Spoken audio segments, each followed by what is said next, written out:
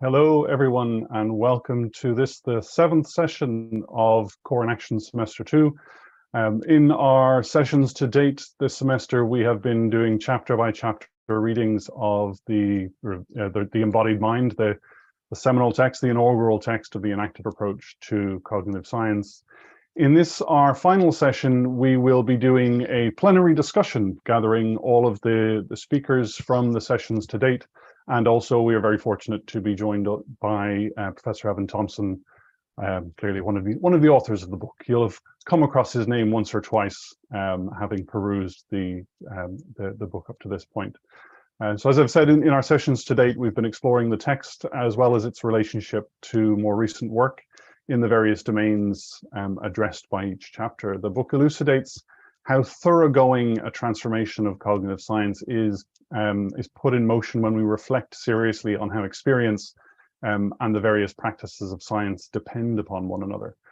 Through each chapter, though each chapter addresses a particular topic, these have continuously fed back on one another, and the implications of each chapter are present and active within every other chapter. It's what makes the book such a rich text to mine, and also such a challenging one to engage with. But we've had a guide for each chapter separately to help us tease out each of these sort of particular aspects one by one, from phenomenology with Philippe Blouin to representations, Marieke van Vught, looking at connectionism and emergent cognitive science with Giuseppe Pagnoni, and notions of the self with Antonino Raffoni, and also Buddhist conceptions of perception with Constance Kasser. But just as implications of each chapter are present in all of them, we have another presence that's present in all of them in the form of Evan Thompson with us. And it's a treat to have this opportunity to discuss the book with Evan, and we'll want to make the most of our time available for this discussion to reflect on all of the different chapters that we've looked at and tease out things that are either tricky or difficult to come to get to grips with. Though I thought, to get us started, I wonder if we might orient ourselves a little bit with looking at things in a somewhat more broad fashion. So I'm sure we'll get into examining some of the fine-grained technicalities of the concepts in play during the discussion. But before we get into those details, we might just sort of take a sort of a broader shift to orient our perspective a little bit, to have a sense of where we might go. It's often useful to have a sense of where we're coming from. And in the introduction to the revised edition that was published in 2016, Evan noted offered a few reflections on how your perspective had changed, Evan, in terms of strategies used in the book that you maybe have a slightly different viewpoint on, certain aspects of the book that you think maybe have not been picked up on in the complexities that were present. But also, I think perhaps compellingly, you offer a description of the motivation for the work, and what it was, and perhaps you still are trying to do with it. And if I quote from, we can call it page 29 or XXIX, depending on which language you want to talk. But the quotation briefly is, "My intention has always been to foster a new kind of wisdom, one rooted in a mature cognitive science that's deeply informed by experiential practices of ethical human transformation." And so, as we're sort of all gathered here, and we are lucky to have our various presenters present for the discussion, and we have our participants teed up with questions full of vigor, enthusiasm, and curiosity.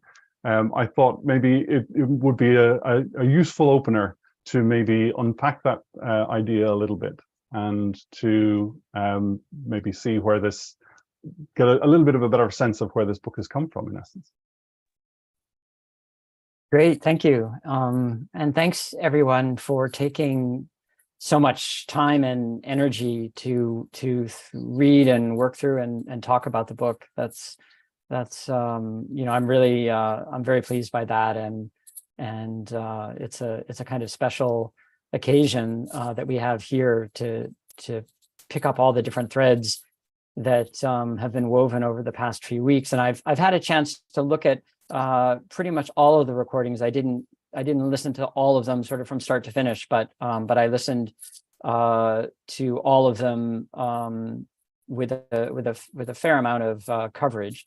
So I think I have a pretty good sense of some of the kinds of things that were discussed.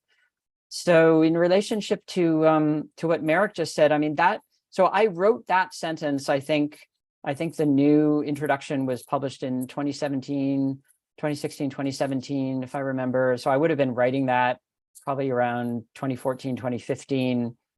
And so that's already some time ago in the sense of one's, thinking, changing and evolving. But I think that that still works well for me as a kind of reflective assessment or perspective on what the book represents to me, because and this became very evident to me when I was rereading the book to write that introduction. There's a lot of different ways that one can read that book. One can read it as a critique of a certain, at that time, dominant computational representational way of thinking about the mind that is still very much in force today, though of course it's evolved in many ways. So one can read it as a critique of that and an argument or movement towards an embodied and active conception, which of course has also developed a lot since then. One can read it also as a kind of comparative study of Buddhist philosophy and practice and its relationship to scientific thinking about the mind, an attempt to bring Buddhism specifically into conversation with cognitive science. And that, of course, entails, a certain way of representing Buddhism that raises all sorts of questions, that got talked about among you over the past few weeks. One can read it more philosophically. One can read it more scientifically. This is reflected in conversations today about, is the enactive approach primarily a kind of scientific orientation? Is it a more general philosophical orientation? What's the relationship between these two things? So with all these different sort of ways that you could look at what's going on in the book, and there are others, I suppose, that I haven't even really mentioned here right now, that seemed like a very general way of trying to convey what to me is important about the book, which is, and here the word wisdom is really the crucial word, rather than thinking of the project of the book as a project of, say, knowledge in a more standard sense of, instrumental scientific knowledge or philosophical knowledge based on a particular kind of textual tradition and modes of argument and analysis. The idea was really to say, well, what's at stake for the book is wisdom, which is an understanding of ourselves and our relationship to the world that's appropriate for where we are here and now in our human development, where for us that crucially requires the scientific perspective on life and mind and the universe, but a deepening of that perspective that is rooted in an understanding and appreciation of lived experience, where the Buddhist tradition entered for us in its significance in the role that it played for developing that kind of wisdom, which we saw as, sort of incipiently there in cognitive science in different places and different times, but not really foregrounded and developed. So for me, the significance of Buddhism was its role in that larger project of wisdom.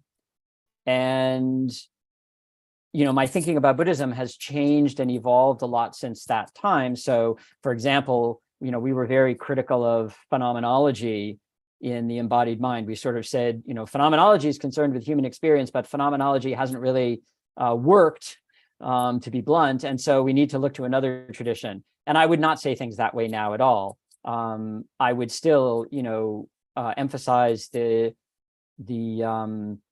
uniqueness and the unique importance of Buddhism. But of course, I think, the story about phenomenology is much more rich and complex, and I've tried to develop that in subsequent work. So I would see today phenomenology as, very much part of that wisdom project, if you will, in a way that's not excluded by the emphasis on Buddhism. So wisdom, just to sort of summarize that, wisdom for me became kind of an overarching concept for thinking about what the book is really concerned with. And I think that resonates very much with the way that Francisco thought as well. I mean, he would often invoke that word in contrast to knowledge defined or conceptualized in a more instrumental way. So it seemed, it was the word that naturally came to me in writing at that time, and I think it still works for conveying what's really ultimately at stake in the book.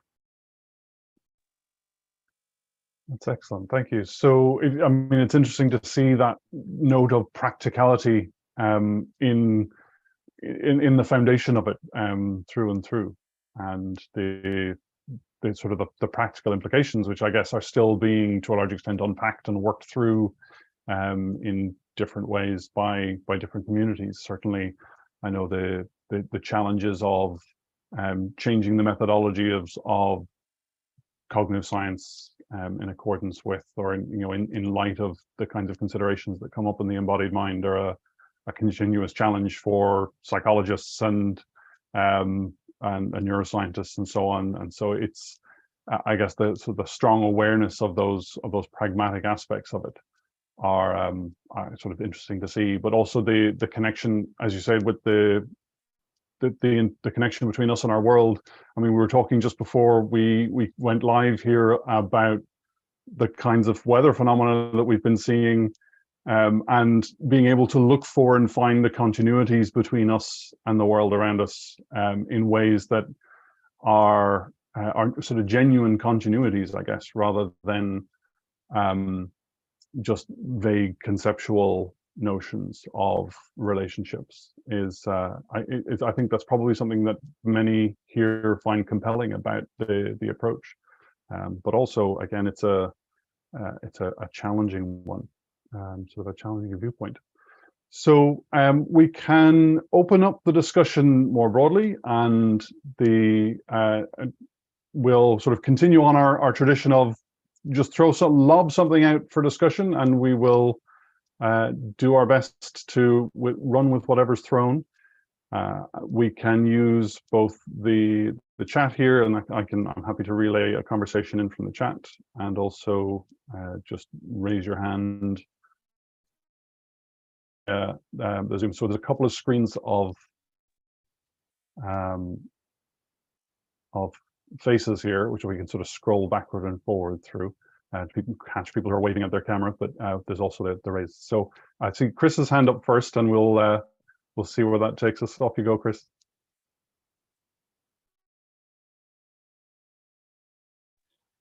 Hello, can you hear me? I apologize. I'm in a van right now, so I couldn't miss this. This one's for Evan. In the past, it seems that you indicated that mind, in principle, could be instantiated artificially, and I may be misreading that. And I was reading through Laying Down a Forking Path, and it seems to me that the notion of historicity as it's presented there is in direct conflict with the idea that mind could be instantiated in anything other than a living biological system having its history as it's outlined. And I was wondering if you could speak to that potential incommensurability, if it were. Thank you. Yeah. Okay. So a lot turns there on what artificial means. So one way of answering would be to say, well, if artificial means a system that is materially synthesized through different materials than the materials that make up biological life. So either artificially, synthesized in a laboratory, or created through autonomous robotic design. If that's what artificial means, then it seems to me an entirely open possibility. That is, I don't see anything that rules out, just sort of a priori, the possibility of there being systems made in that way that are cognitive systems, that are sense-making systems, that have value. But I would say that those systems would need to be embedded in the world in a way that implies things like historicity and development for certain kinds of sense making, sociality. And so whether that will come to pass, I don't know. But the argument of laying down a forking path is that the historicity, the ways that systems have a kind of developmental plasticity, that's crucially important for sense making as we understand it, say, taking place in biology. But the possibility of systems of that sort being brought about, at least in part through artificial design, seems to me to be an open possibility. Now, in the embodied mind, we actually we more or less implied that could happen when we were talking about Rodney Brooks's robotic creatures. I think we some people take us to have been saying in the embodied mind that, look, Rodney Brooks's insect-like creatures, that is an example of the enactive approach. I think that's not quite exactly how we really, strictly speaking, put things, or how I would certainly understand it in hindsight. I would say that what was interesting for us about that kind of design was that it was focusing on autonomous sensory motor loops rather than trying to build a kind of internal world model. And so the idea that you could have artificially designed systems that instantiated a kind of, although even here it's a limited kind of autonomy, a kind of autonomous sensory motor loop, was in the context of that time a step forward from the perspective of thinking about autonomy and sense making and relevance in the context of, say, AI and robotics. So could there be further and indeed there has been further progress, further development along those kinds of lines?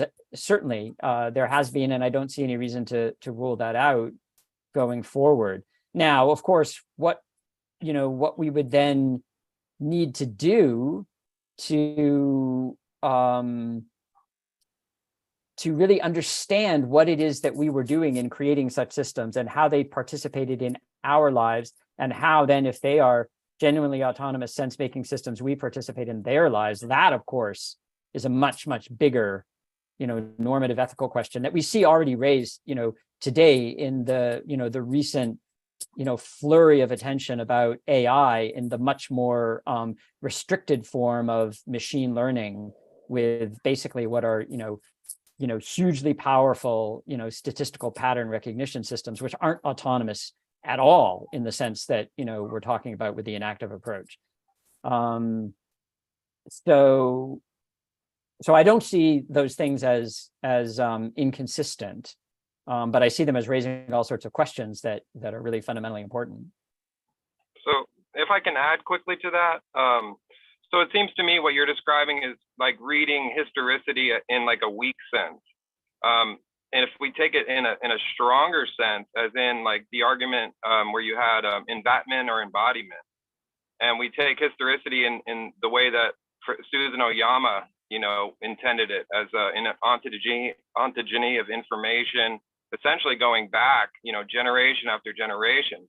So we extend the embodiment argument, that the living system would have to basically do all of those things. It would have to incorporate information in a downward sense, right? Going who knows how far back, right? So my thing is, then if you read it in the strongest sense, you'd have to really know all of those things to incorporate it, right? Without it actually, because you're starting from an input, right? You're specifying something from the outset when you create something artificial, regardless of what the substance is.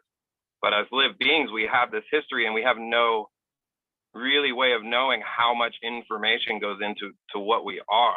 And I guess I just wanted to add that distinction in there, if that makes sense to you. Yeah, I would say that, from the perspective of the enactive approach, the requirement for artificial cognitive systems is that they be genuinely autonomous in the full-blooded sense of, operationally, organizationally closed systems in precarious conditions, with the kind of developmental plasticity that you just mentioned, that we also talk about in the Laying Down a Forking Path paper, where that means that, part of, if we're their creators, but they're genuinely autonomous, part of their history is already going to be enfolded with our history. And then as autonomous systems, they are, of course, going to have their own developmental trajectories that are going to be woven in with ours. And we don't have any precedent for that. We don't understand, what that would be. But I do think it would be a strong sense of history or historicity. Let's maybe not use the word, well, we'll use the word history, a strong sense of history and a strong sense of development in the laying down a forking path sense, if the systems were genuinely autonomous. So more concretely, what that means is that, so in the context of that paper, we're really arguing with people who think that there's an easy compatibility between the free energy principle, predictive coding framework, and the enactive approach, where what we're concerned to say is well, no, just residing in a kind of near equilibrium, steady state regime is not sufficient for the kind of path dependence and history that we're talking about, because it implies that you revisit the same states over and over and over again. Whereas what's really important to development in history is what happens, for example, when you learn a second language as an adult, or when you suffer, to take a negative example, when you suffer trauma and you have to rebuild your whole life.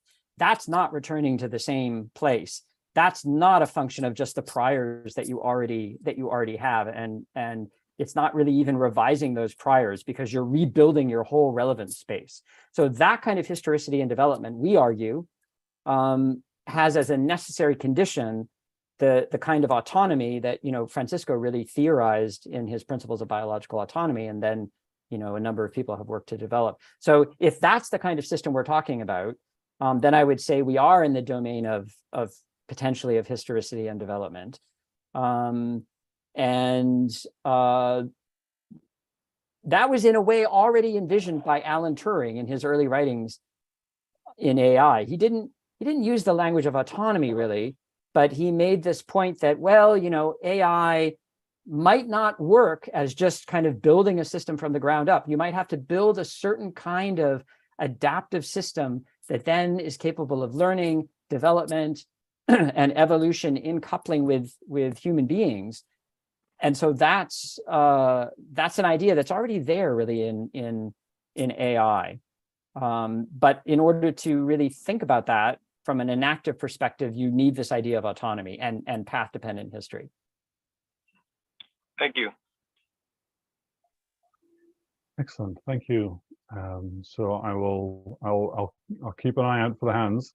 But just to pick up on something that was said there, I guess just the particular phrase sense-making, which has come to hold such a central role in the enactive perspective generally, and in sort of encapsulating the relationship between an agent, an autonomous agent, and its environment.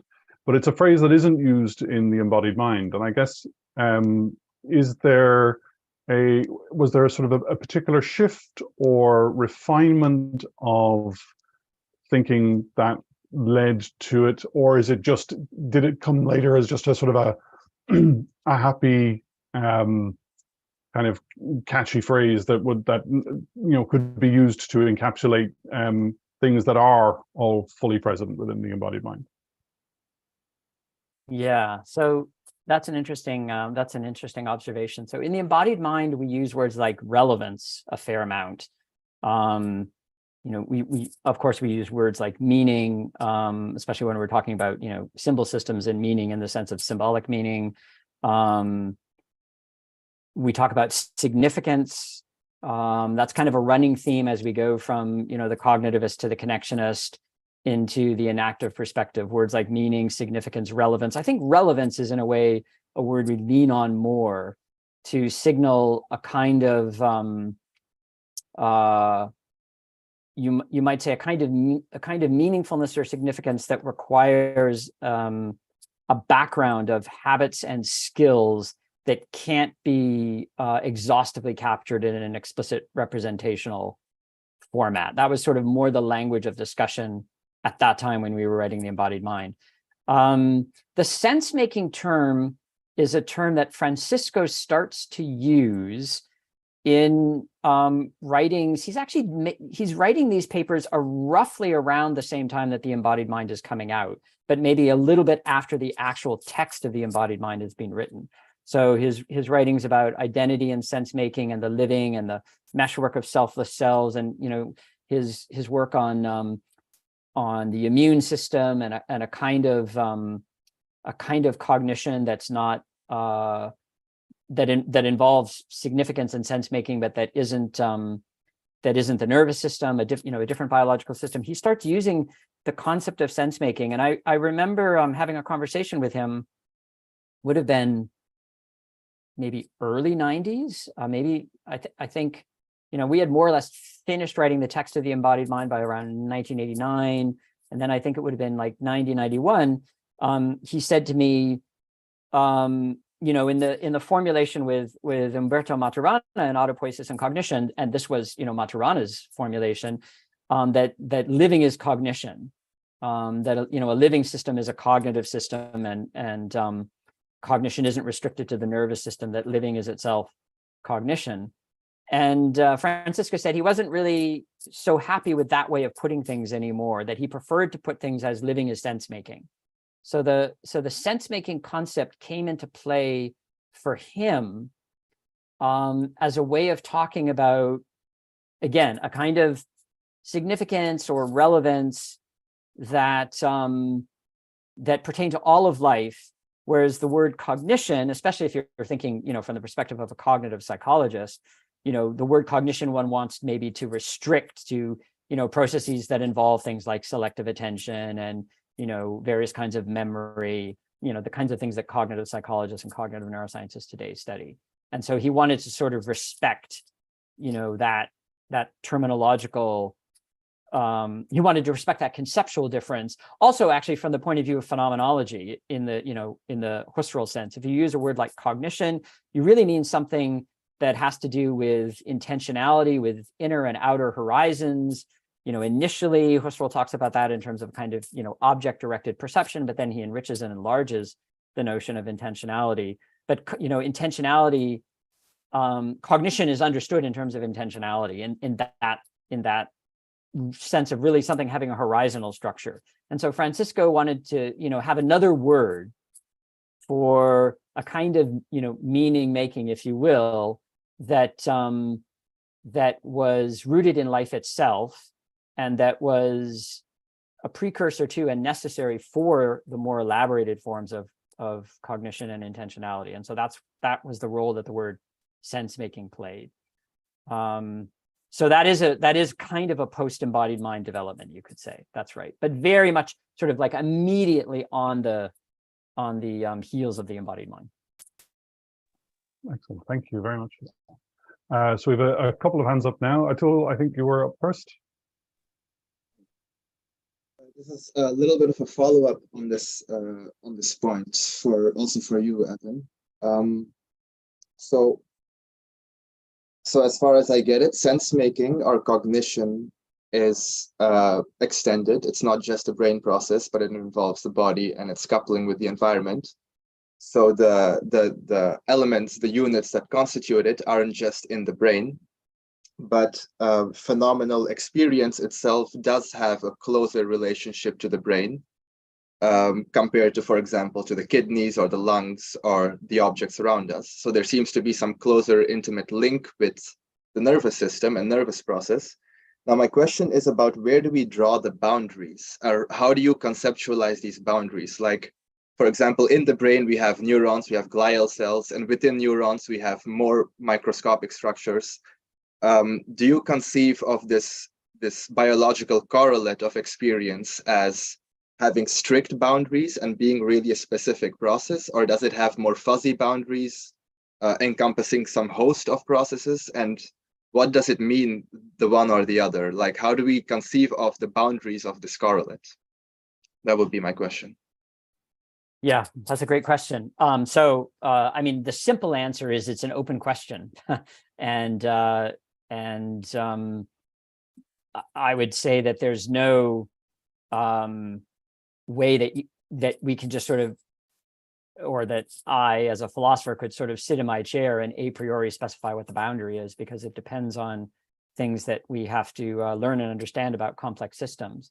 So, and it's going to depend on the question and the context. So, for example, we tend to think of the brain as neurons and action potentials, but the brain is a lot of other things. It's the glial cells, as you mentioned, and even relating, cognitive processes, or let's say experiential conscious processes just to the action potentials that's like a working assumption, but it's by no means something that we've actually established. The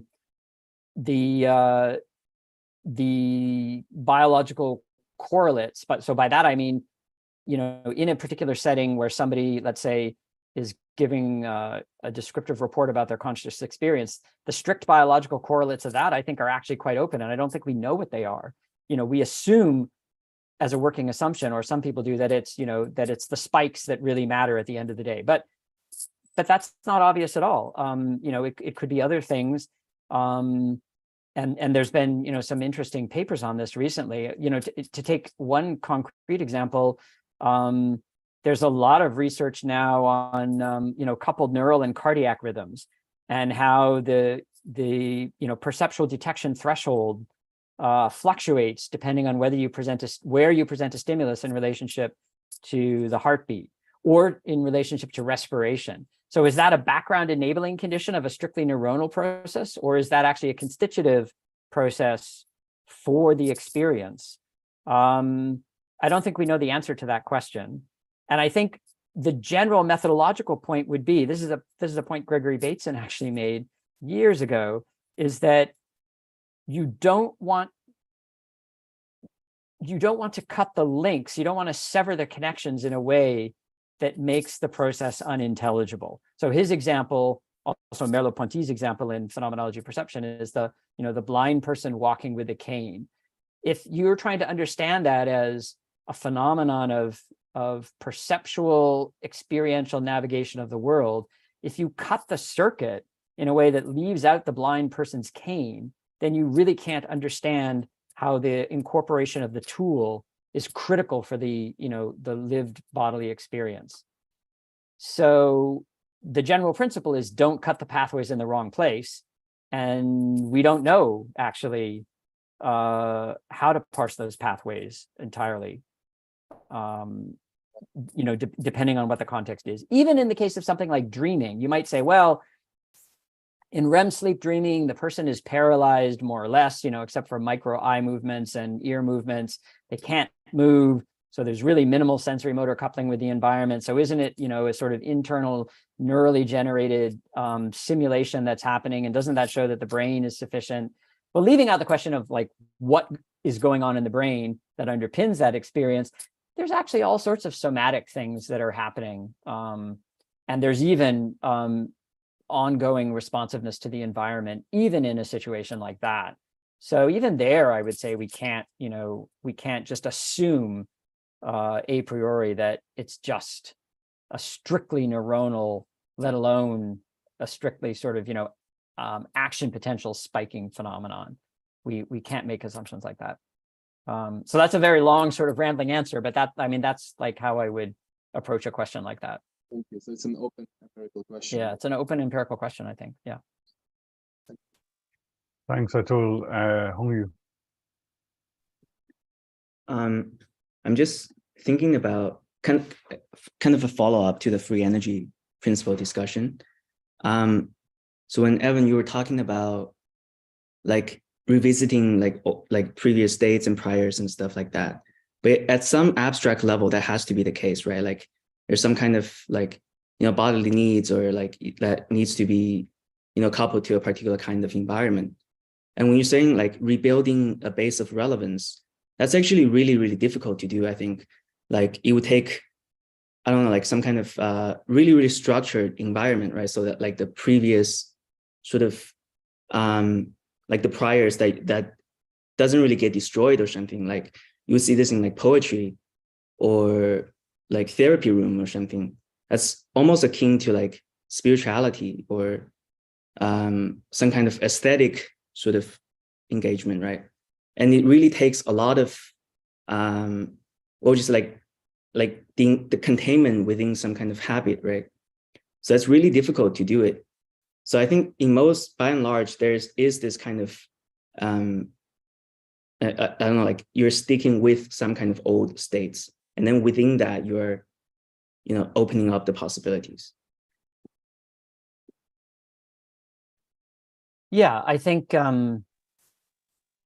mean the point about the priors or the predictive coding / free energy principle framework is not that can't be a useful tool and a useful model or map, you might say, but we shouldn't confuse the models and the maps with the phenomena and the territory. And two, the idea, what that paper is really responding to is the idea that that the enactive framework and the free energy principle are compatible, and that therefore that, you know, one could sort of build in the other and move forward. The free energy principle kind of research program could sort of build in the ideas of the enactive approach and then move forward. And the point of that paper is just to say, well, no, that's way too quick, because there are some things that are really important for the enactive approach that framework really hasn't given attention to yet. It's not to say that it couldn't, it's just that it hasn't, because it emphasizes through its formalisms and through its conceptual framework, the idea, an idea that doesn't seem to be sufficient for understanding certain kinds of radical changes and transformations that we know are fundamental to life. So that doesn't mean that those things always happen, that every day when you wake up, you rebuild yourself in that way. But there are certainly contexts and situations in which that does happen individually and collectively, and they are very fundamental to the kinds of beings that, you know, that we are. And they show up, as you say, and they show up in art, you know, they show up in the history of science, they show up in personal transformation in a spiritual practice, they show up in psychotherapy.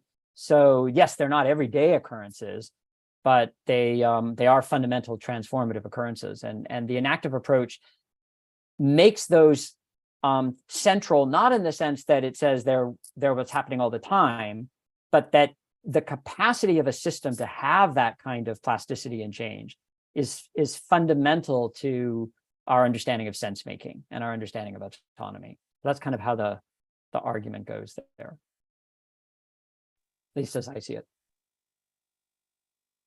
Thank you. Thanks for that. So Philippe was motivated, sort of inspired to jump in there in the chat on the basis of the previous discussion about correlates. Yes, I posted my question in case I didn't have time to ask it. I'll have to leave in maybe 9 minutes or so. But yes, I'm curious about this answer. I think it's a prudent one to say that we're still in the dark there. We don't exactly know where to delimit the correlates of experience, but it seems like all arrows are pointing towards the biological, at least. And yet I understand, if I understand you correctly, Evan, I feel that your broader overarching metaphysical project is to develop something like a non-dualistic framework, as you say, where the very distinction between the physical and the mental is challenged. There's a sort of a panpsychist ring to such a statement, and I'm wondering where you stand with regards to those metaphysical endeavors that try to do that as well from a different, using a different, more traditionally metaphysical approach to this. Is there a sense, in your view, is there a possibility of extending the phenomenal to outside the realm of the strictly biological? Or are these two things coupled, in your view? Yeah, I think I understand what you're asking, but if I don't quite answer in the way that's connecting with the question, just sort of reorient me. So that's a kind of question that, yeah, that it really, arises in philosophy about, say, the status of something like physicalism. So physicalism is, the philosophical viewpoint that says, in some sense, everything is physical, including the mind. So in that context, I've tried to argue that perspective is an unhelpful one. One, because we actually don't really understand what we mean when we say everything is physical, because what does physical mean? I mean, is it what we think is physical today in terms of contemporary physics? Is it what, some future physics is going to understand as the physical? Like, there's a sense in which that thesis doesn't really have a strict meaning, and it operates within the conceptual dichotomy of the physical versus the mental. So when people say physical, they have this idea, well, that the fundamental physical is fundamentally non-experiential. And then the panpsychist comes along and says, well, no, the fundamentally physical is equally fundamentally mental.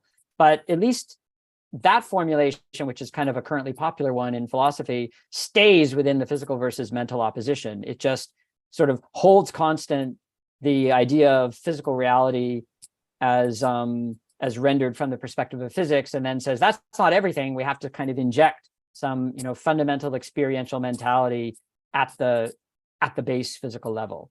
So I'm not particularly attracted to that whole way of thinking about things, because it just works within an already kind of objectified physicalist conception of the physical and of physical science, and then tries to subjectify it by squirting some mind in at the fundamental level, which is just actually to objectify mind.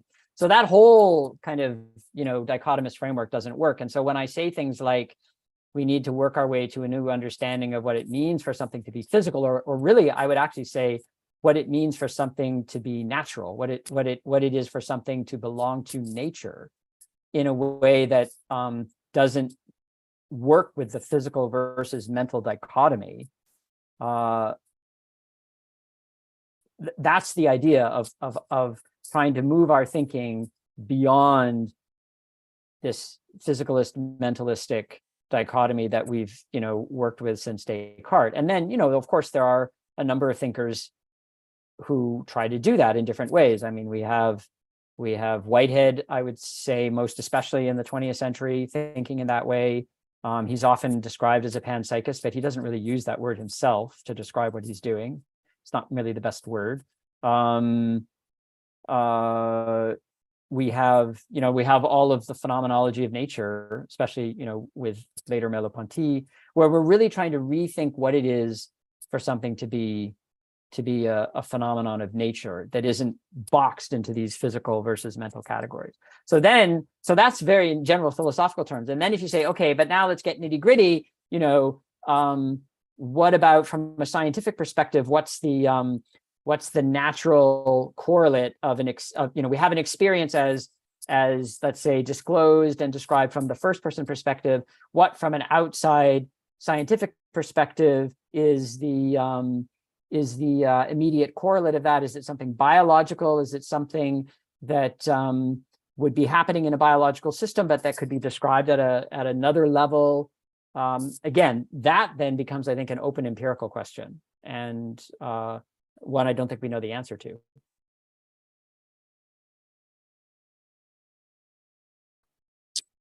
Thank you for the answer. Yeah, I think it does answer my question. Yeah, thanks. Excellent, thanks, Philippe. So Paula, you have a question. I'm not sure if it's a follow-up or something new. Yeah, my apologies. Thank you. My apologies to hear some noise. My baby playing the piano. Anyway, so it's related with a chapter on the book, and I wrote over there, and it's related with what is the idea or common sense, or if you extend a bit more about that. It's in the, well, it's there, the paragraph. Yeah, I'm just looking at the chat.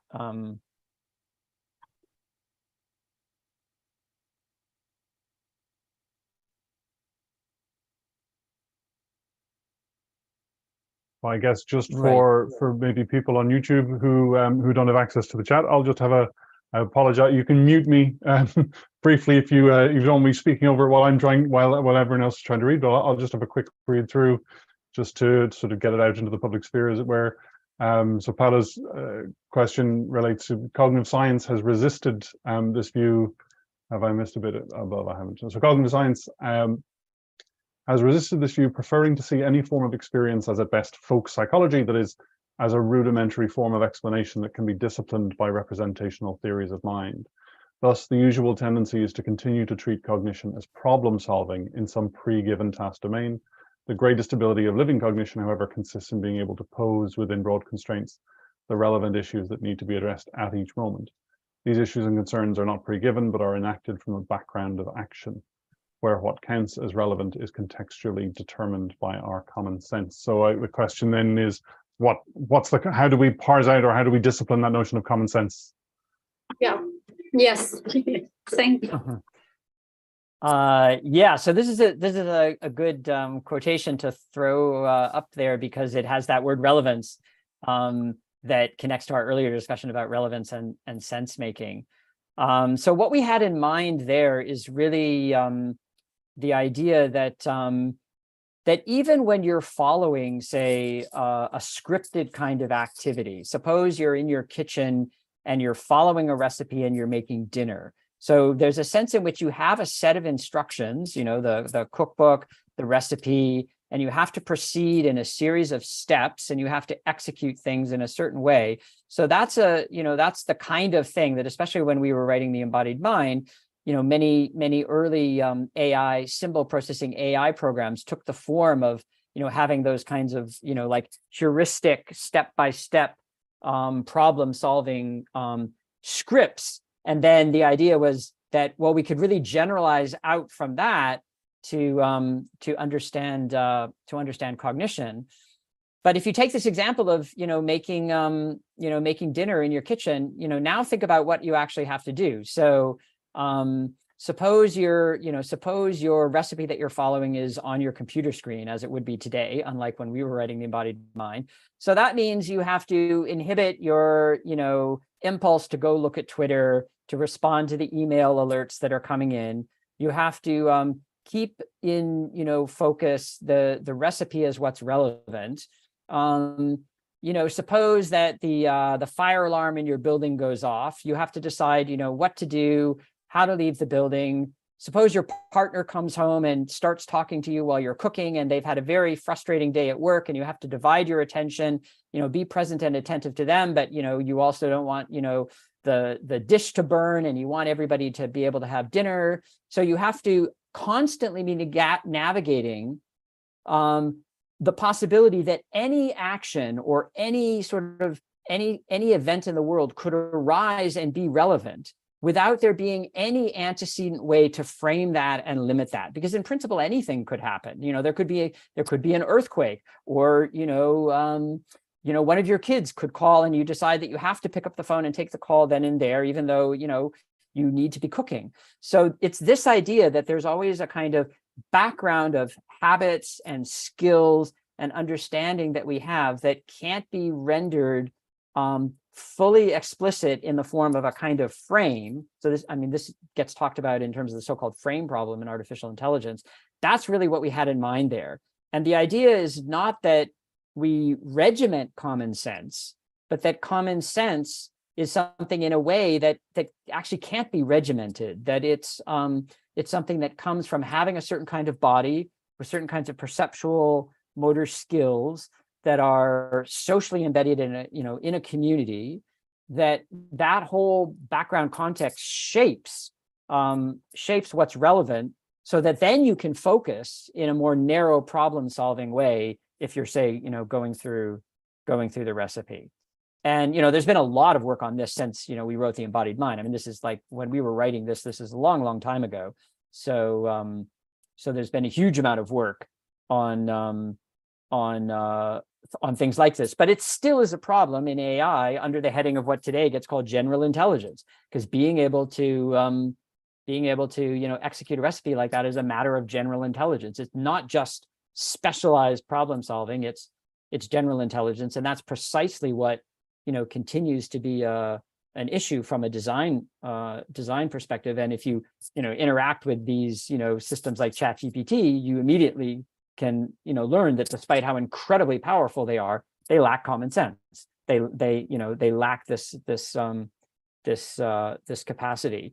So that's kind of what's going on there. And what was really important for us philosophically there was an understanding that was coming from the tradition of hermeneutics. So the tradition of hermeneutics, say thinkers like Heidegger and Gadamer, is this idea that whenever you interpret something, whenever you make sense of something, you're always doing it against a background of understanding or pre-understanding that you have, that you can't make fully explicit, but that you need in order to engage in sense-making or interpretation. But the sense-making or interpretation can feed back into the background and revise it. So you have this, what we call in the embodied mind, this fundamental circularity of understanding and interpretation, or understanding and sense-making. And that is very different from how philosophers, even still today in the analytic tradition, think about this construct of folk psychology, which they think is roughly equivalent to a kind of theory in which you make predictions and generalizations based on attributing explanatory beliefs and desires to people. So it's really that hermeneutic tradition that we were relying on there for that insight. Thank you so much. Thanks a million for that, Evan. Now I'm just a little bit aware of time, and so can I ask Nathan, is this your question? You have a hand up at the moment. Can I get you to sort of flag? Is this a direct follow-up, or might this sort of bring us in a slightly new direction? Okay, so we've a couple of questions come up in the chat as well, which might take us to new directions. But I know Marika's got to go soon, so I did want to give Marika an opportunity to speak before. And as I see, you've also flagged something in the chat too. So, do you have time to ask your question? Yeah, I might not have time to really answer, to listen to the full answer, but I'll watch it on YouTube because I have to leave literally in 5 minutes. But my short version of the question, the long version is in the chat. But as I'm a cognitive scientist, I would say with some work in AI as well.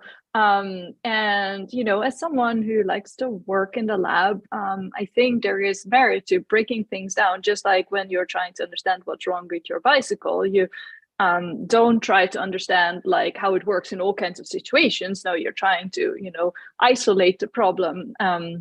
And so, but because if you don't do that, you get lost and you can never draw any conclusions. So,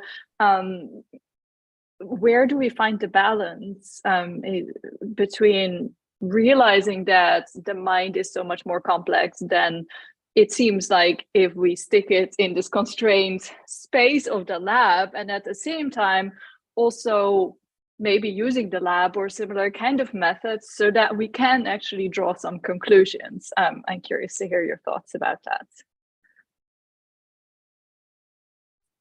Yeah, well, I mean, nothing I think that I've said so far, or certainly that we say in the embodied mind, precludes the importance of using an analytic method.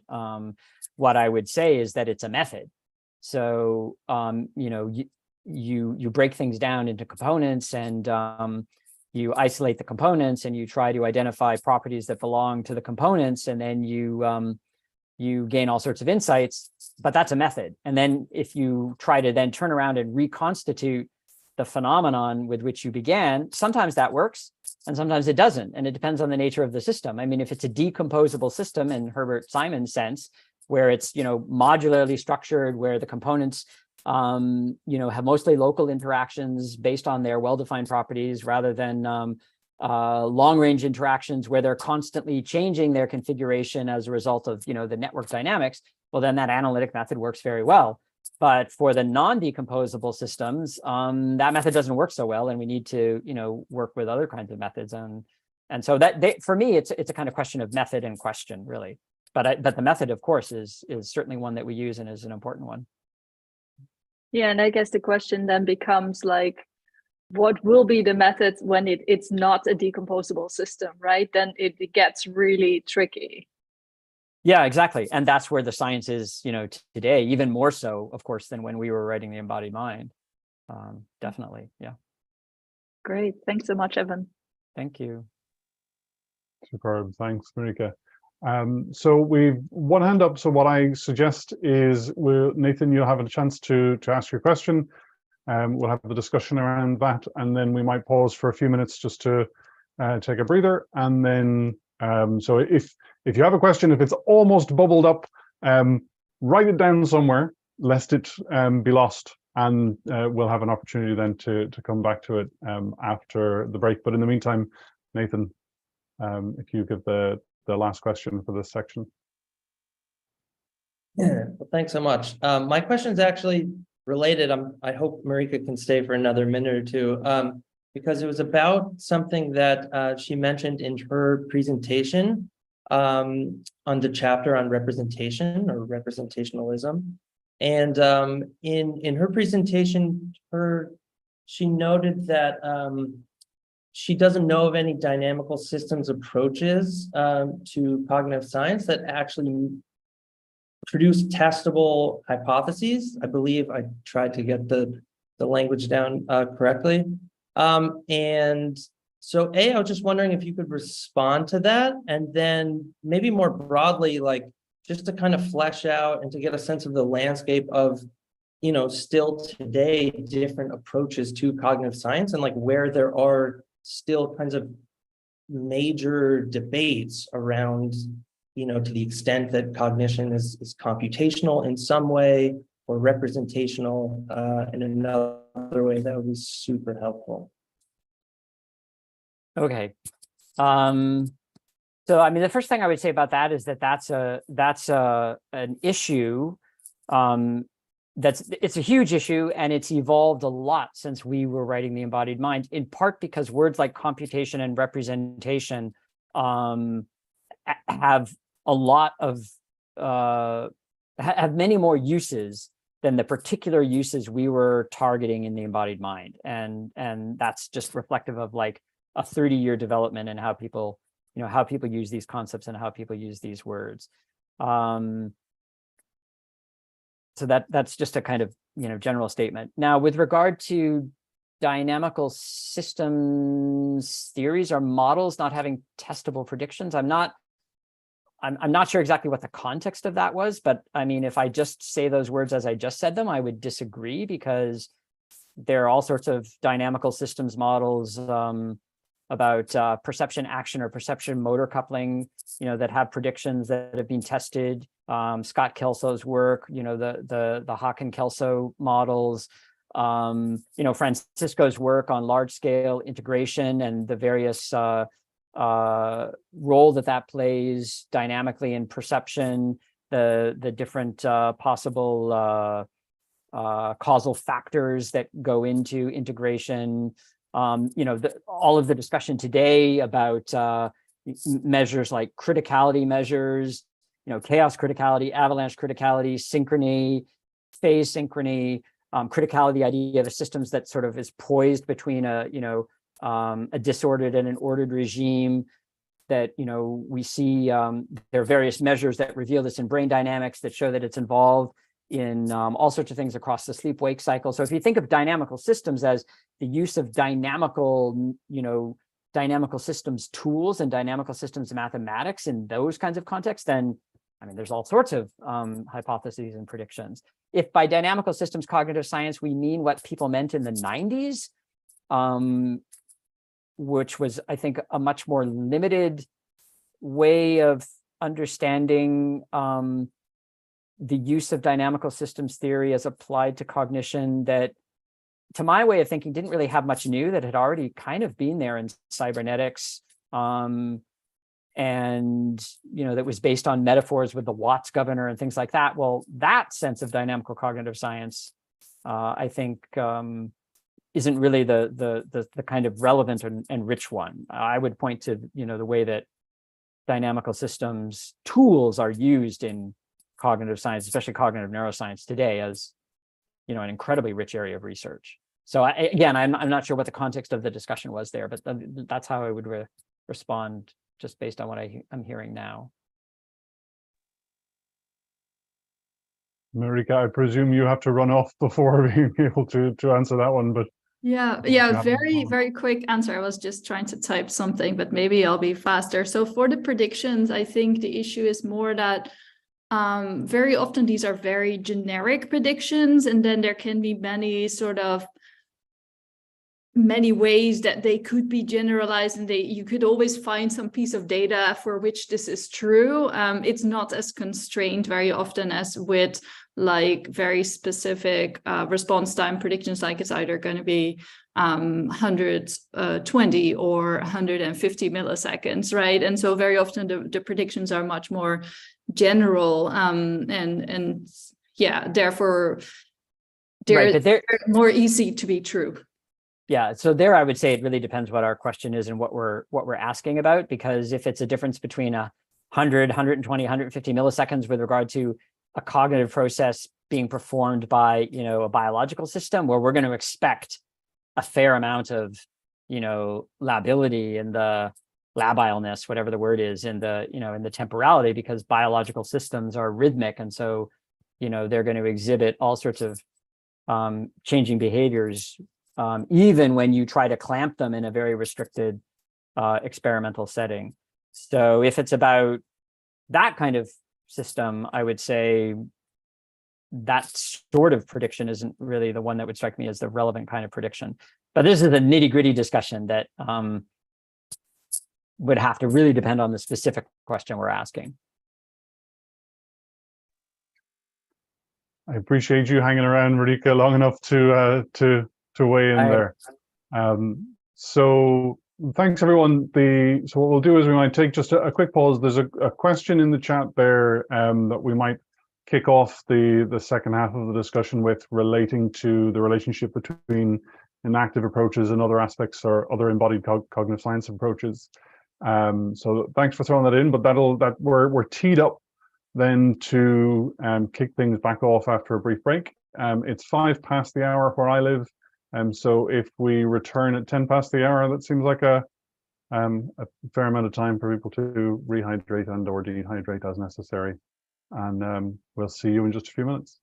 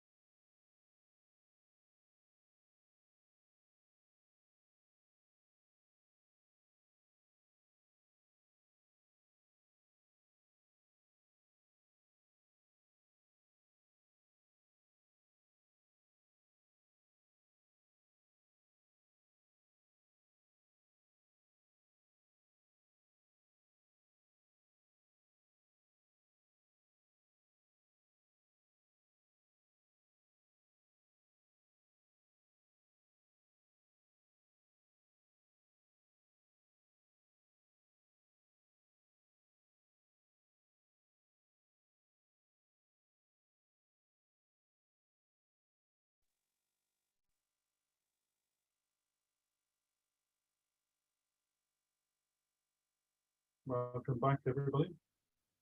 Give people a minute to come back fully online. And we can kick off. So there's a question raised in the chat here by the username is Zoom Institutional. I suspect that's not a given name, but yeah, it's me. It's João. Sorry, it's because I had to. I entered by accident in the institutional Zoom of the institute that I work with. Perfect. Yeah, you don't want to know what names I've ended up showing up in the Zoom meetings related to on occasion, so no problem at all. Do you want to throw out your question for discussion here? Yeah. First of all, like I'm very happy to be able to listen to Evan in synchronic ways. Your work and Varela's work to me has been a very beautiful inspiration. So thank you so much for the work that you have been doing those years. And I was listening your answer on common sense, and I was thinking about like a lot of approaches nowadays are trying to get a little bit more a physiological metaphor to understand cognitive embodied mind. For example, Lisa Feldman's work, who uses allostasia as a base to talk about the predictive brain. The works, for example, of radical plasticity and Damasio famous homeostasis approach. No, so I think this has been like another way of trying to interpret it and also get a little bit more closer to the contemplative practices and things like that. But sometimes I would like to hear your opinion, how those new ways of approaching a more embodied mind put in dialogue with the work that you started with Varela and with the enactive perspective, because I think there is some small details that can be different, and I have difficulty to see the whole perspective. And one thing that to me these sessions was the concept that we revolve around a lot, to be current with the concept itself was the circularity. So I would like to hear a little bit more, if it's possible, based upon this. What to you in the present, far from all those years, why still being a contemporary concept, and what is how could you interpret circularity nowadays? So when you say circularity, do you mean the circularity in the sense of the circular organization of biological systems in the way that Maturan and Varela talked about it? No, or do you mean the fundamental circularity that we talk about? Yeah, from embodied mind, the perspective of the three aspects. Oh, okay. Yeah, that one, not the first one. That I know that you already had some disagreements with the first one, and put other perspectives of Maturan and Varela's work. Yeah, so so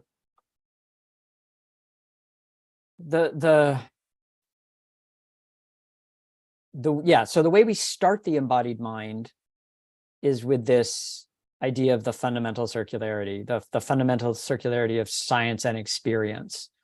And the idea there is to pursue the science of mind and life without losing track of our experience, both in the sense of experience as something to be investigated from the perspective of the sciences of mind, and from the perspective of science itself being a kind of investigative project that's rooted in experience.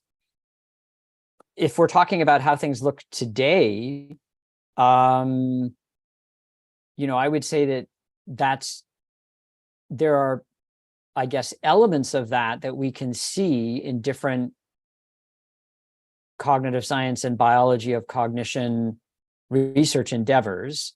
So, for example, you mentioned Lisa Feldman Barrett's work on emotion and work on allostasis. So that work, from an enactive way of looking at things, is a further enrichment of our understanding of sense making in the way that, say, Ezekiel Di Paolo talks about it as involving or requiring a kind of adaptivity. That is, that it's not about, the classical idea of homeostasis is returning to some kind of set point, but allostasis is a kind of, sort of forward adaptive regulation in light of a history of needs and and then an expectation or anticipation of needs that are likely in the in the imminent future.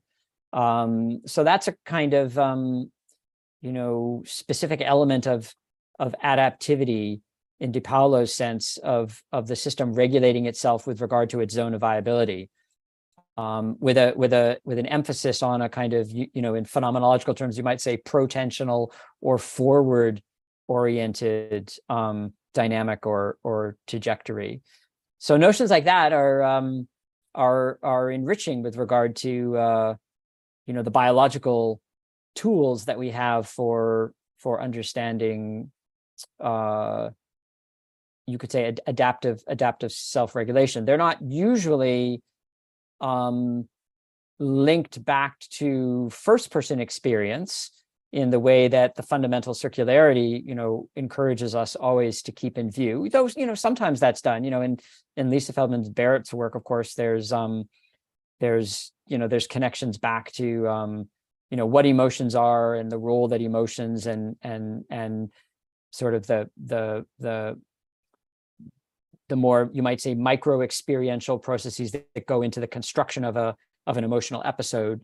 Of course, she's very interested in that. So that is a connection. And Damasio, in his work, of course, about selfhood and the sort of biological self-regulation that is the basis of self, although it's mainly put forward as a kind of theory. He, of course, is very sensitive to and interested in the richness of first-person experience. So we do see that, that connection made back.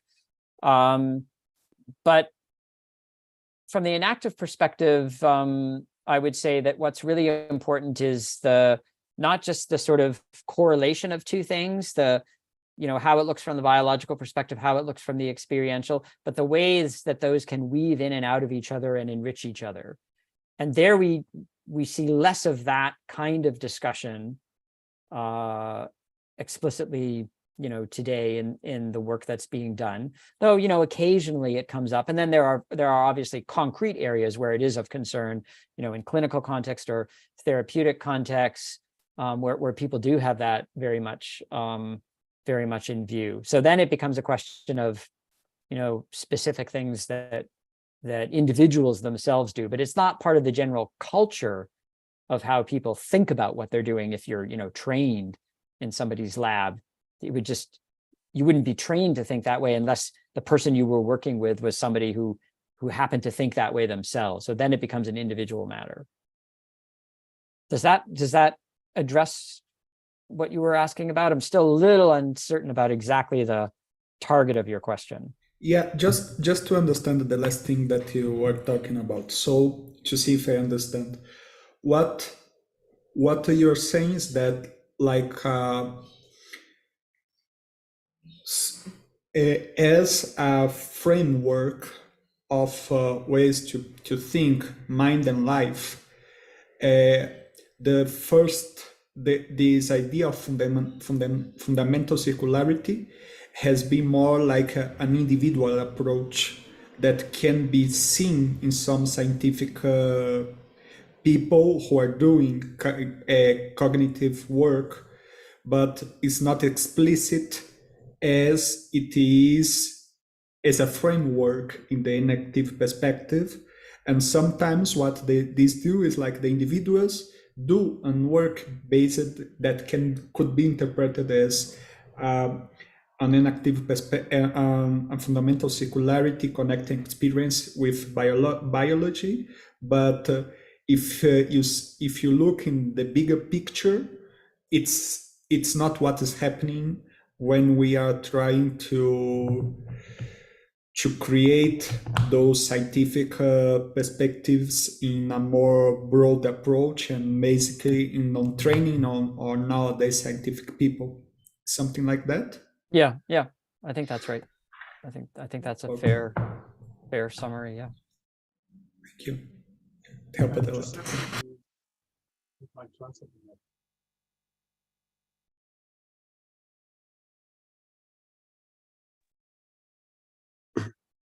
Do I have the floor or the mic? Since we have the pleasure of having Evan here, I wanted to ask him a question, because I remember when I was reading really many times ago the first edition of the book, I was really captivated by the idea of this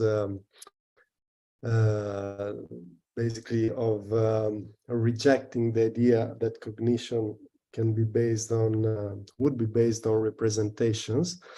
And I understood it at that time mainly as a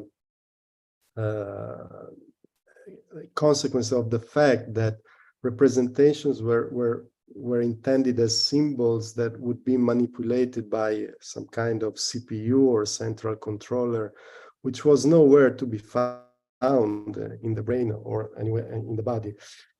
And that made a lot of sense. But now I'm really not so sure about that, in the sense I still don't subscribe. It seems to me that, of course, the idea of you know, an homunculus that works with representation and controls them and manipulates them, yes, that doesn't make really any sense. But the fact that through a strong coupling with the environmental niche in which the organism lives in, basically the chains of causal dependencies that the organism meets there, little by little gets sedimented in patterns of activity, in dynamics of its internal states. That to me makes a lot of sense, and it seems a sort of kind of implicit representation, if you want. To me, I don't think there is really a way around that, because if we think about very simple organism like, and even artificial one, like Rodney Brooks insects, robotic insects, of course,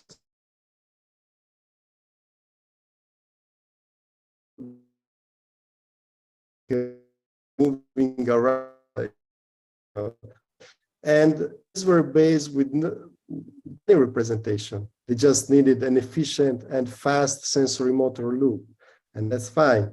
But if you think about organisms like us that can plan in advance, then I don't see you can invent so do not need a controller, but to me that seems unavoidable. How can you plan in the future? A very simple organism that just reacts to the immediate contingencies of the environment, that's fine. But for complex organisms with complex patterns of behavior, planning, decision-making, curiosity also, it seems to me that they need some sort of representational framework or mechanism. And of course, this representation needs to be dynamically updated constantly according to what the world is answering to, your queries. But so I wonder what's your actual, like, right now take on this. Did you change your mind? Did you develop some variation of that position? Thank you. Yeah, okay. So I think I made this point earlier in our discussion that, of course, the words or the concepts, you could say, of computation and representation have evolved a lot since we wrote The Embodied Mind. And, clearly, if you just sort of read the text of The Embodied Mind in relationship to how the words and concepts are used today, this question is definitely going to come up in the way that you just posed it. Now, I will say one thing actually about The Embodied Mind is that I think it's in chapter 7, or maybe it's in chapter 6. I can't quite remember where it is, but we do have a paragraph or two where we say, there's different ways that this word representation might be used.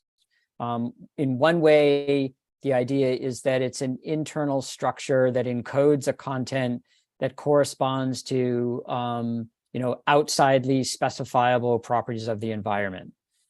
And we indicate that that's the concept that we're really critically targeting. And then there's another sense of representation where it really just means that there's some kind of semantic relationship between the system and the outside world. A notion that in phenomenological language would really be talked about in terms of intentionality rather than representation. And some people use the word representation in that much weaker sense, and we're not criticizing that notion. It's not the word we would use, maybe, but that's not the word. That's not the concept that we're targeting. Okay, so we sort of, all of this is to say, we sort of made a provision within the embodied mind for the possibility of talking about representation in a way that wouldn't necessarily fall prey to the specific criticisms that we were raising about the concept. So now, if we transpose the situation to where we are here and now, I would say that how can I let me zero in on what the core of the issue for me is, I suppose. If representation,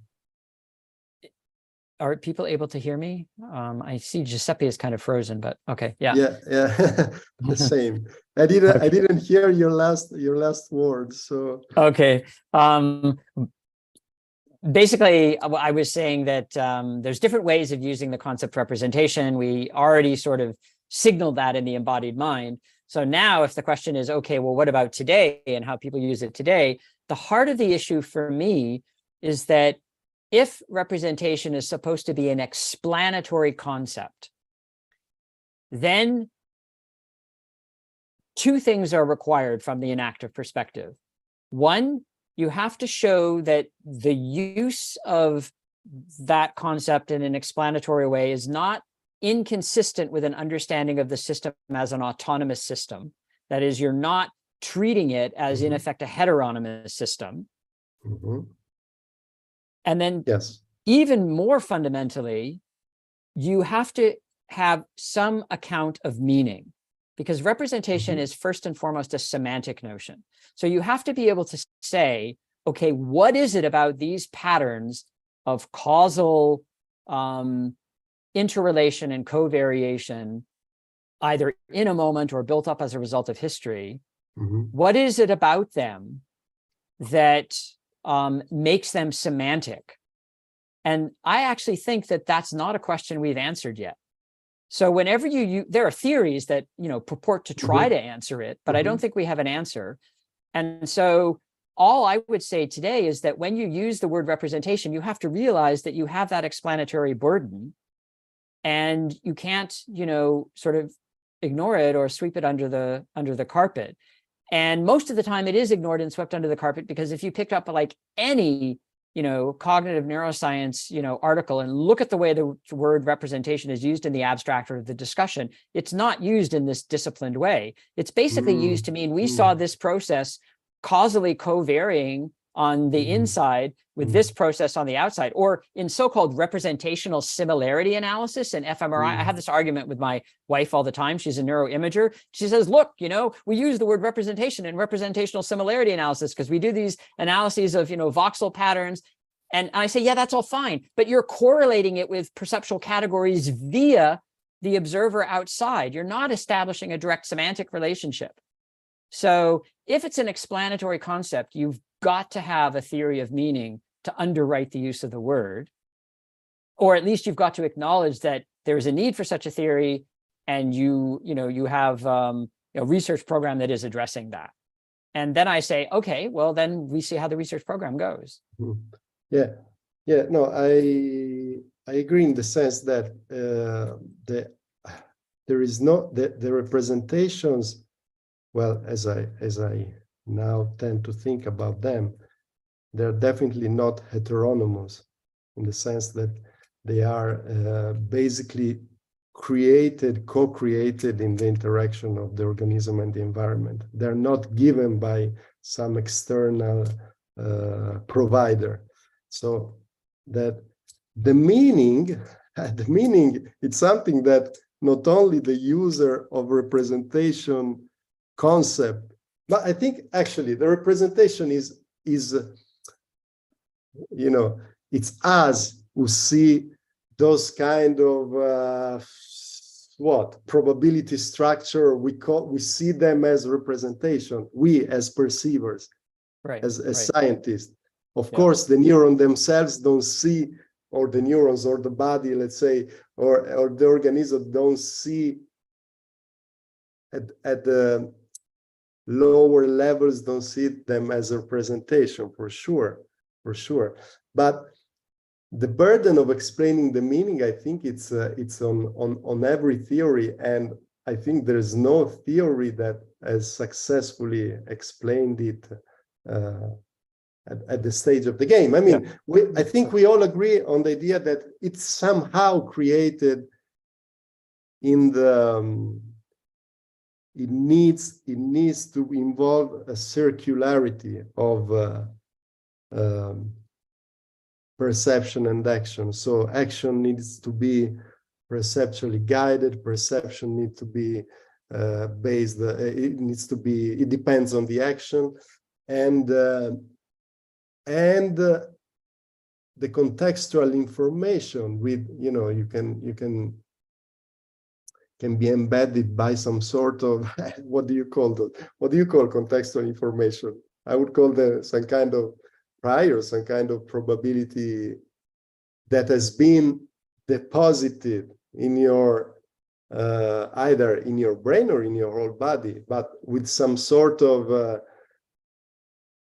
dynamic process.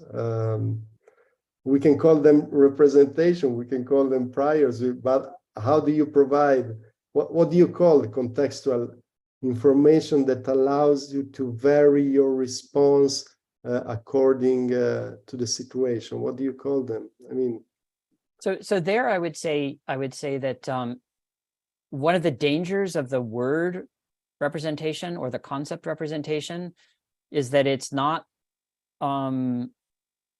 explicitly dynamic or processual.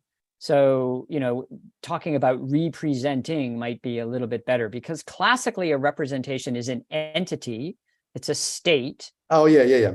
And it's one that has a content and a vehicle. That's like, if we're talking about representations, the minimal requirement in the most abstract terms is that there be a vehicle of representation, that it have a content. It doesn't have to be symbolic, but there needs to be a vehicle and a content. You need to be able to make a principal distinction between the vehicle and the content, and you need to be able to re-identify the vehicle and the content over time. Is it at the end of the day that the brain is like that? I'm not so sure. No, it may not. It may be that we can analyze the brain from the outside model it in limited ways as if there were vehicles and contents in that way. But it may be that actually the system isn't that kind of system. I agree. I agree with that. It's not, okay. I mean, that picture, which is so static and sort of delimited, like delimits I think it's really more like probability density that are constantly modified and shaped by how the organism interacts with its environment constantly. So it's not like a fixed picture which we see as a representation. It's really something, if we have to call it representation, okay, but it's I agree with you on that it's it has a lot of connotation that may lead you to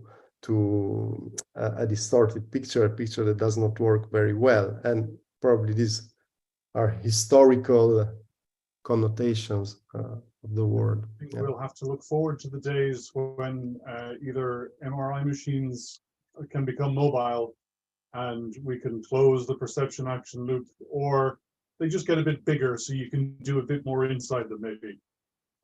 So we have a couple of other questions to follow on. Atul's hand was up first. If I presume it might be a follow-up here, and then Oisin's after that. So my question sort of follows up on this idea of a theory of meaning that was mentioned just now.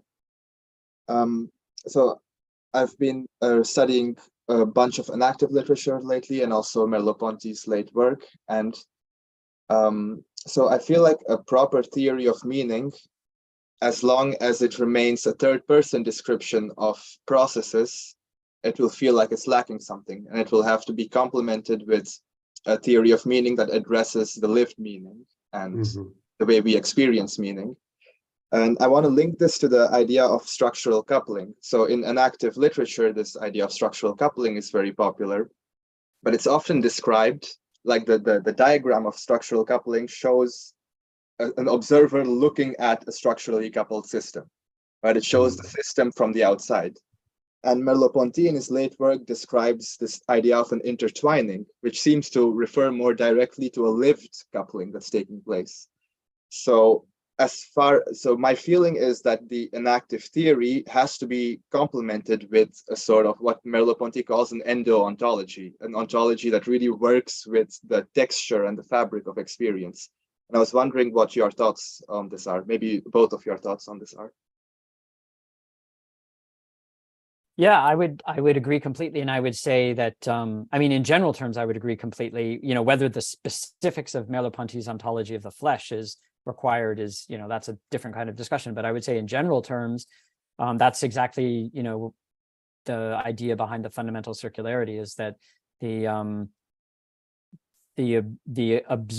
observation of a system coupling to an environment is itself a form of coupling to an environment that is experienced from within, or from the you could say from the first person perspective. And that loop is inescapable, and it has a reiterative structure.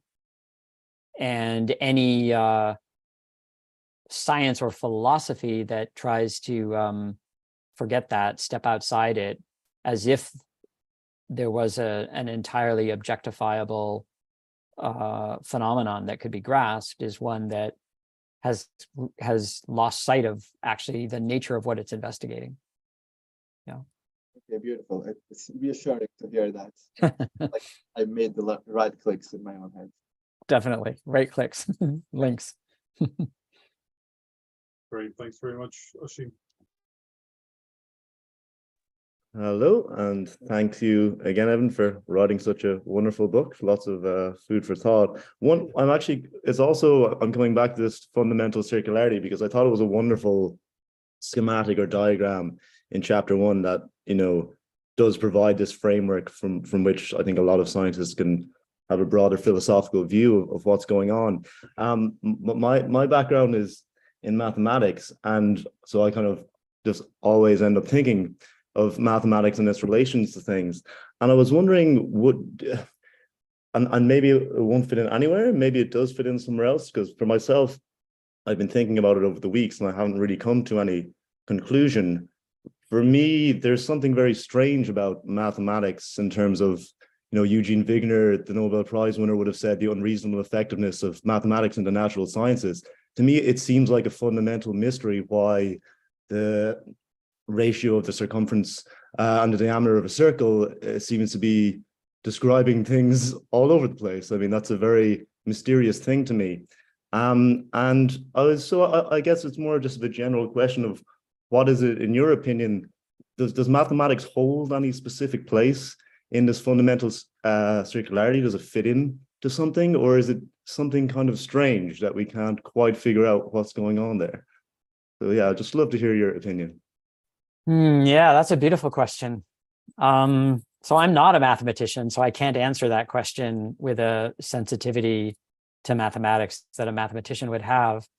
And it's, of course, the kind of question that philosophers who think about mathematics have, argued about going back to Plato. But I suppose that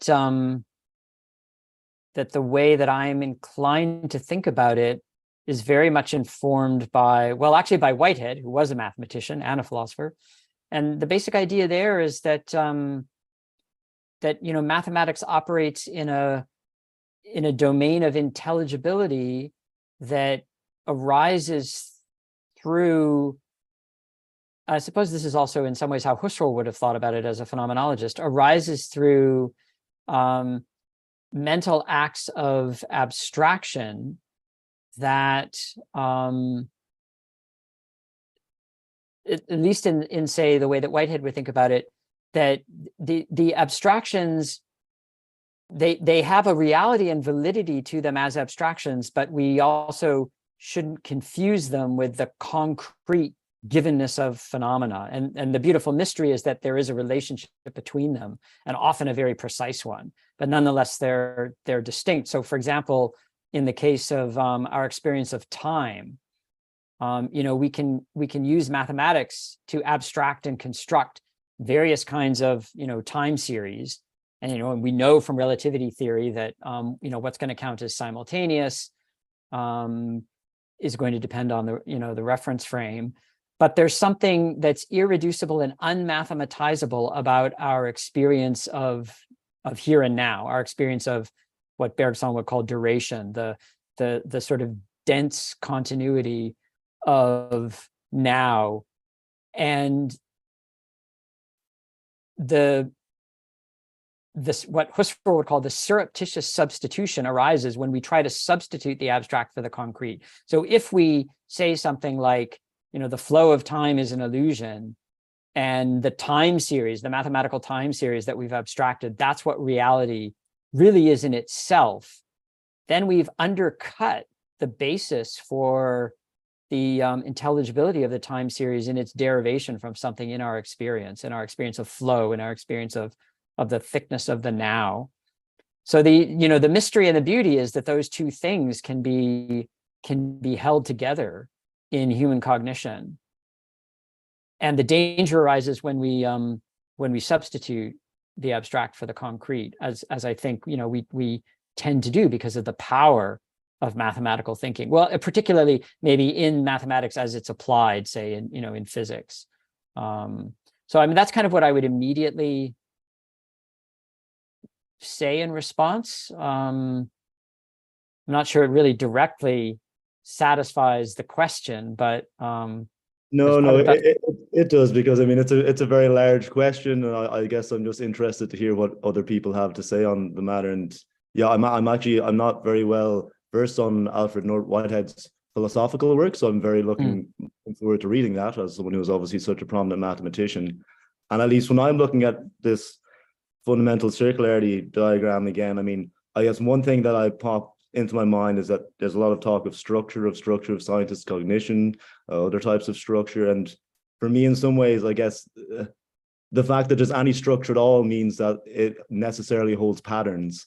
And in some ways, mathematics is the description of patterns. Right. And it's those patterns are already there inherently in some other type of more maybe real or felt way. And then we're using this as a language to articulate those patterns in a more easy way for us. That seems to be quite useful. But Yeah, and it's worth just mentioning that, you know, the roots of the discussion of the fundamental circularity came from a paper Francisco wrote that that he never published, where he was actually talking about Merleau-Ponty and the structure of behavior. But he wrote that at around the same time he was doing all of his work on the calculus of self-reference and the mathematical logic of circularity and self-reference. So he was very drawn at a particular stage of his work to this very idea that that these notions could be mathematized in various ways that would be illuminating for our understanding of the phenomenon of circularity. Okay, great to hear. Yeah, so yeah, thank you very much for the response. Thanks. Great, we have a couple more questions lined up. Nathan, I think you were next up. Thanks. So just a bit of a more general question, Evan, I was wondering if you could share your thoughts on what you think have been really kind of like the major hurdles or impediments to a broader adoption of the enactive approach within the field of cognitive science in the last 30 years. Some potential, thoughts I have are related to kind of the dominance of analytical philosophy over continental, at least in North America, or just kinds of disciplinary dynamics within the field and grad students, et cetera, or just, kind of folk psychological stickiness, I think is what I put, just in terms of the idea that the mind is a computer or functions, like a computer. But obviously, I'd be curious to hear your thoughts, and then maybe just what you think might facilitate a greater adoption in the next 30 years. Yeah.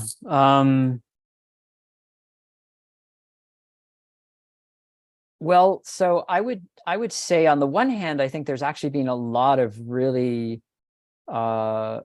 rich and forward developmental work on the enactive approach over the past 20, 30 years in all of the different areas of cognitive science, whether it's whether it's neuroscience, whether it's psychology, whether it's AI and robotics. There has been a kind of steady stream of enactive work, but it's certainly a minority of the out of the majority of work in cognitive science.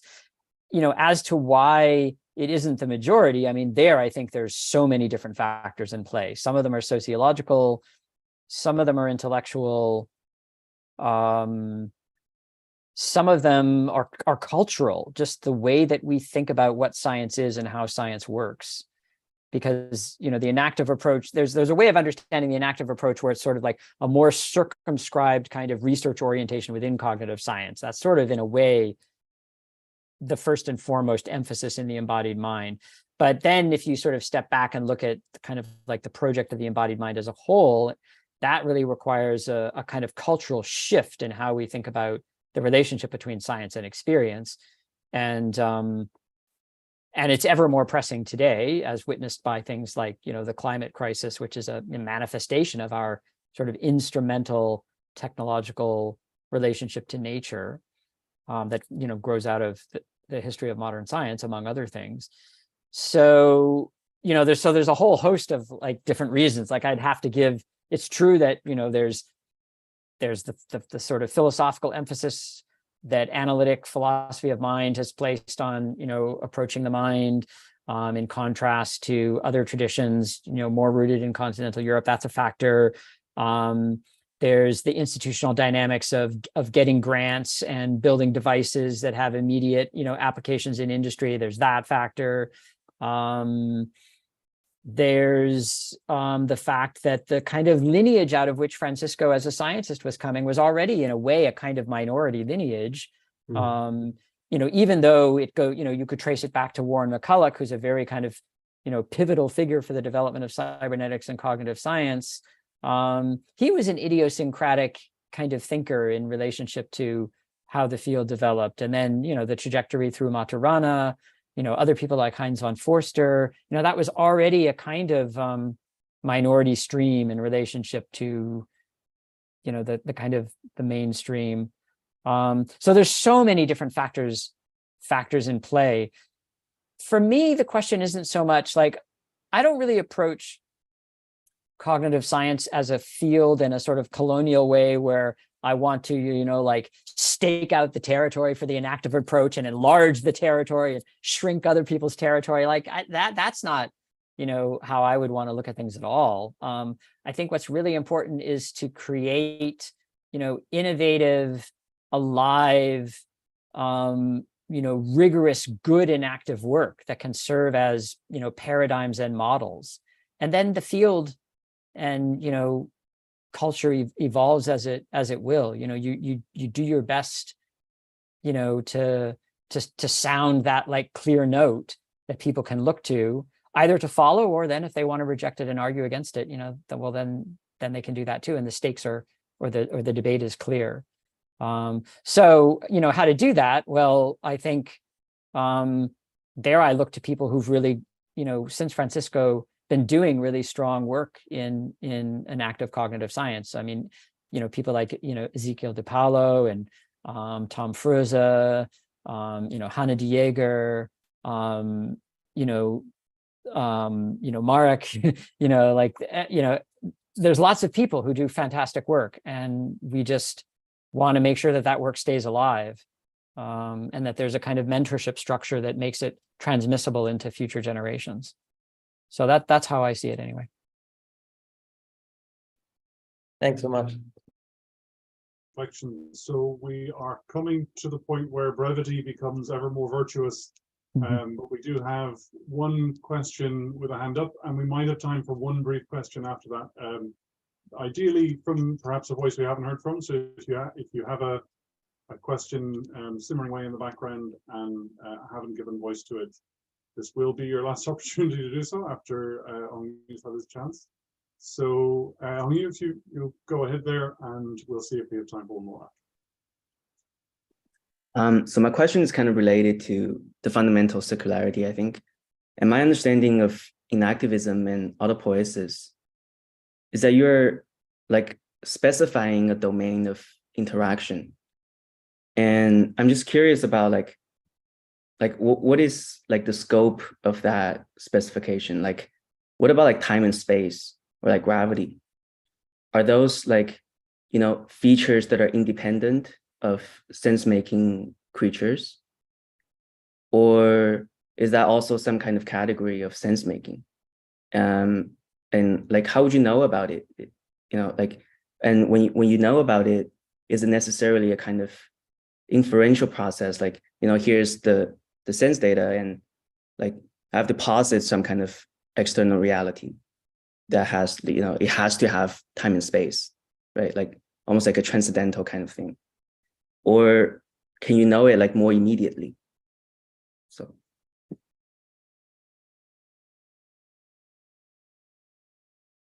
Well, I think we know time and space immediately and abstractly. I mean, we know them in both ways, right? So, we have the immediate experience of duration, the now, the lived flow of time. That's the basis on which we abstract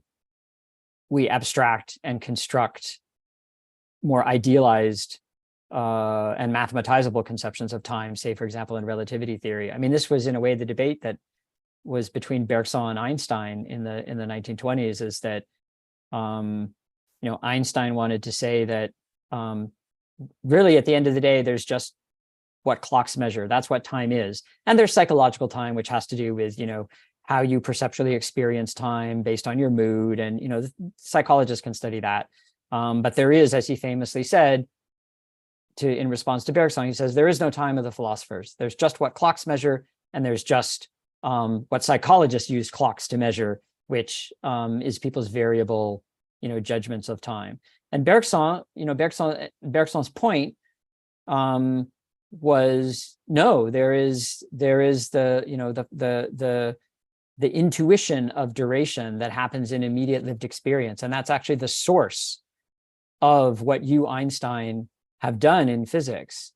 And so that debate is a is a kind of instance of the schizoid relationship between science and experience in our culture. That debate was actually an opportunity where there could have been a kind of maybe suture or repair or integration, but because of the personalities involved and the theater of the event, there wasn't.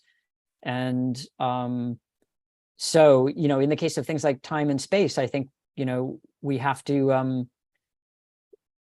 This would be the phenomenological orientation, that we have to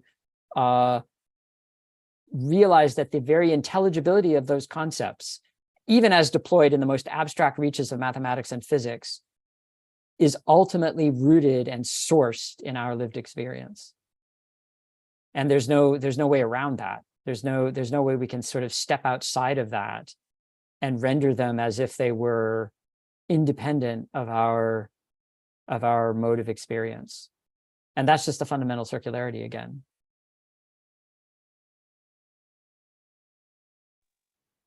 Superb. So we started our 7 sessions with the fundamental circularity, and here we swing past it very close to the end, but we will have one more intervention from Virginia, if you'd like to ask our final question.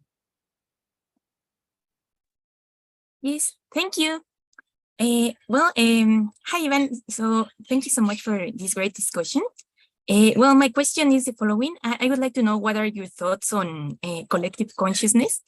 And do you think social interaction makes a difference on how we experience the world? Thank you so much.